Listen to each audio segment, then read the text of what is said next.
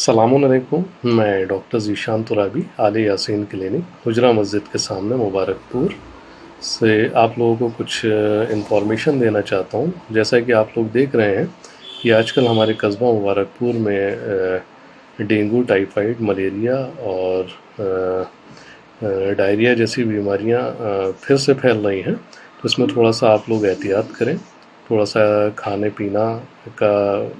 पीने का परहेज़ करें, हल्का खाना खाएं, जल्दी हज़म होने वाला खाना खाएं, बाहर के खानों से बचें, ख़ास तौर से तला भुना, तेज़ मिर्च, मसाले वगैरह हल्के खाएं, पानी का इस्तेमाल ज़्यादा से ज़्यादा करें और बेहतर है कि पानी को उबाल कर इस्तेमाल करें। और बच्चे और बुज़ुर्गों को घर से कम निकलने दें, ख़ास तौर से धूप में या तेज़ गर्मी में इनको घर से बाहर ना निकलने दें और घर में गंदगी ना हो, हल्का और हेल्दी फूड्स इस्तेमाल करें।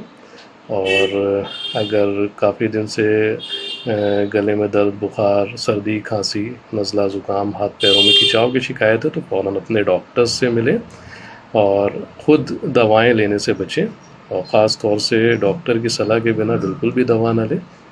और अगर किसी तरीके की ऐसी दिक्कत आती है, परेशानी आती है तो आप मुझसे कांटेक्ट कर सकते हैं, डॉक्टर वजाहत साहब से कांटेक्ट कर सकते हैं या हुसैनी बाग में तुराबी क्लिनिक पर डॉक्टर सलमान तुराबी साहब से मिल सकते हैं और उनसे पूरी जानकारी ले सकते हैं।